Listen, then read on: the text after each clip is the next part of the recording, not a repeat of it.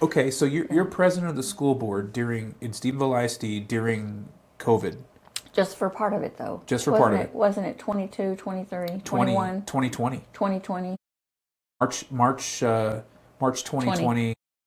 Yeah. Right. We wrapped up to get everybody online. And like I said, I was retired then, but I literally taught kindergarten. That's when I realized this is not working, especially for young children. Right. I mean, can you imagine? You don't have kids yet, but can you imagine a 5-year-old, 6-year-old trying to sit in a seat and watch this screen where it's just What was Stephenville like during that time? Shut down. Sure. Shut down. Literally shut down. Yeah. Just like everywhere else. Yep, everywhere else. Yeah, yeah. And thankfully, Stephenville ISD had already moved to iPads and computers. And so kids had access. I'm sorry, that's not true. They had the tool, but kids did not have access. Because we have so many rural, and even the town people, there were some, couldn't afford it. And so they set up, I think Walmart set up a place, and was it McDonald's? Several of the other, where kids could go and plug in. Interesting. Yeah, yeah. We had hot spots that some of the kids who didn't have access could check out and take. So to get cellular service and connect their devices. Yeah, yeah. Right. Yeah, yeah.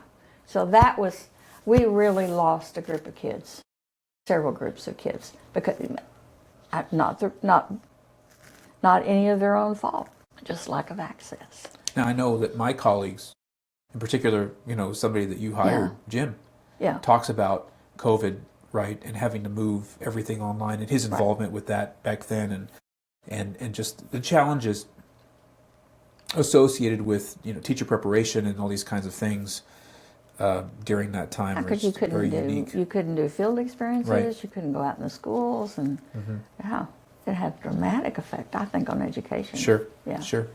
Yeah. And my grandson, who's in 6th grade now, struggled with math for quite a while. Right.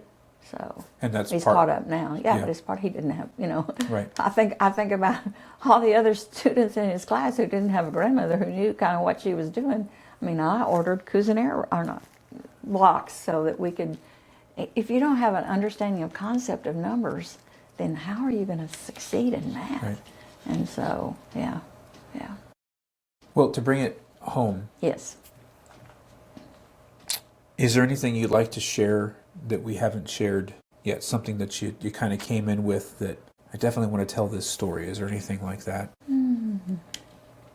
I guess, I think it's important that we tell our stories, whatever our stories are. Right. And I think that's how we build relationships, especially teacher to students relationships. And I think it's important to listen. I think this community has a story, and I'm glad to see that you're telling it. The school district has a story. I understand that those relationships are being built again. Sure. And that's my hope for this community in Tarleton, is that we can rebuild the relationships with the community and the schools that we worked with all these years. Right. And be once again one of the leaders in the state. Right. And teacher. Absolutely. Yeah. And what do you want people to remember about your story? That what I have done has made a difference in people's lives. That I've given my heart and soul. That's great. Thanks so much for being here, and Yeah. I'm so glad to meet you. And Yeah, you are me too. you are having an impact because I'm being impacted by somebody who you hired. So there's still a connection there. Yeah. Right. Impacted positively.